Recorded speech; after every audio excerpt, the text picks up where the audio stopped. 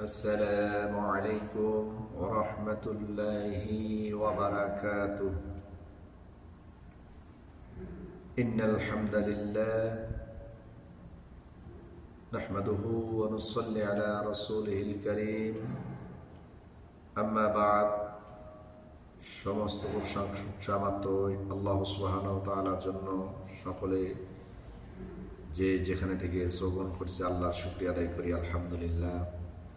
প্রিয় নবীর প্রতি আমরা সংক্ষিপ্তভাবে দরুদ প্রেরণ করি, আল্লাহুম্মা সাল্লি আলাইহি আল্লাহুম্মা বারিক আলাইহি। আপনাদের সম্মুখে এখন আল্লাহ যাদের উপরে লানত করেছেন, যাদের উপরে আল্লাহ লানত করেছেন, অভিশাপ করেছেন, এ সম্পর্কে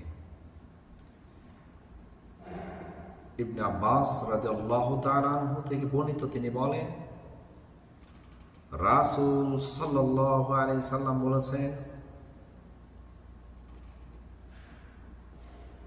লানত অভিশাপ করেছেন নারী পুরুষ ওই পুরুষরূপী নারীদের ওপর যে পুরুষ হওয়া সত্ত্বেও নারীদের বেশ ধারণ করে, নারীদের মতো আচরণ করে, নারীদের পোশাক পরিধান করে, নারীদের চেন চুড়ি তাদের সাজসজ্জা ব্যবহার করে, অর্থাৎ ওই পুরুষ যে নারীর বেশ ধারণ করে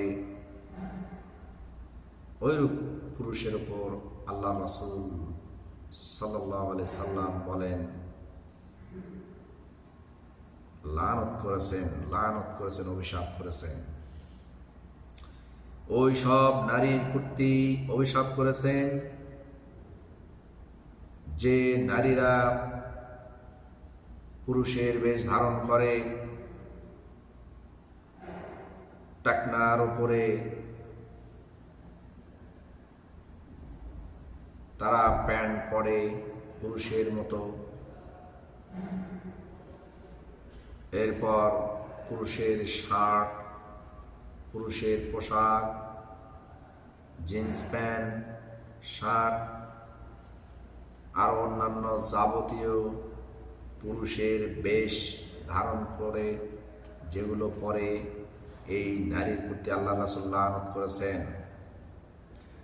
আল্লাহ রাসূল আরো বলেছেন, তাদেরকে বের করে দাও তোমাদের ঘর থেকে।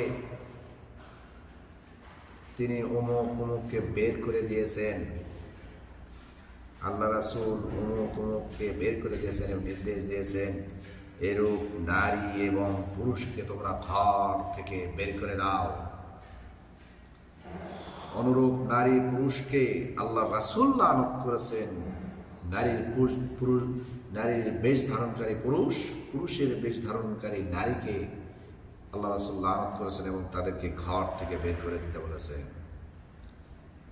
সহিহুল বুখারী 2152, 2154, 2233, মুসলিম শরীফের হাদিস 1703, 1704, তিরমিজি 1433, 1440, আবু দাউদ 4469, 4470, ইবনে মাজাহ 2565, আহমদ 7347, 8669, মালিক 1564, দারিমি 2326, বুলুগুল মারাম হাদিস নাম্বার 1218।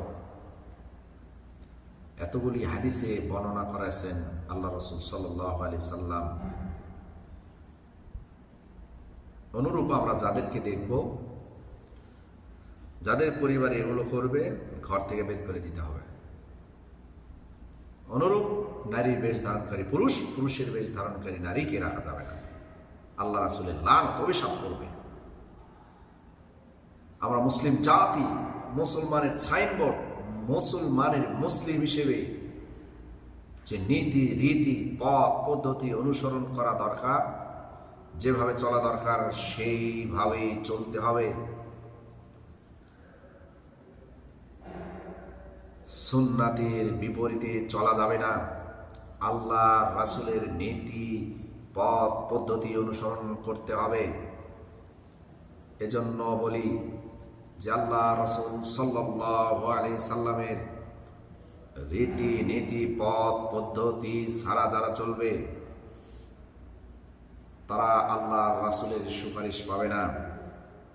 আমাদের দেখা যায় যে অধিকাংশ গ্রাম অঞ্চলে দেখা যায় বা অনেক দেখা যায় ইদানিং ছেলেরা কি করে, চেন পরে, চেন পরা হারাম, স্বর্ণের চেন ছেলেদের জন্য, বালা পরে, বালা, চুরি, দুই হাতে এক হাতে বালা পরে, এটা বলে ডিজাইন নাকি, এটা বলে ফ্যাশন, চলবে না।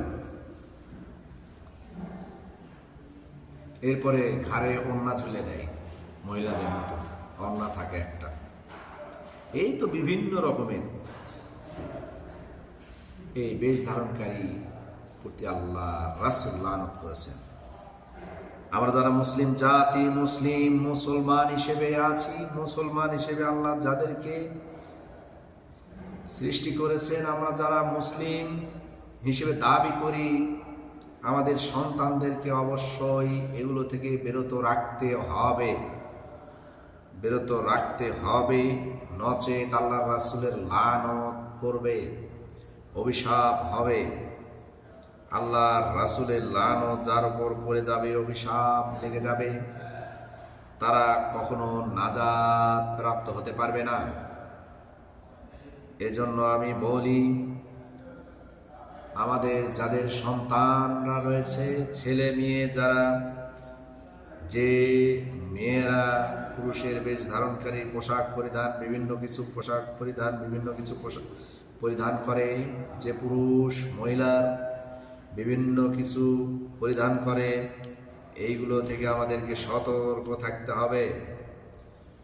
আল্লাহ সুবহানাহু ওয়া তাআলা আল্লাহ রাসূলের এই লানত থেকে আমাদেরকে বেঁচে থাকার তৌফিক দান করুন, এবং পুরুষের বেশধারী নারী, নারীর বেশধারী পুরুষ থেকে বেঁচে থাকার তৌফিক দান করুন।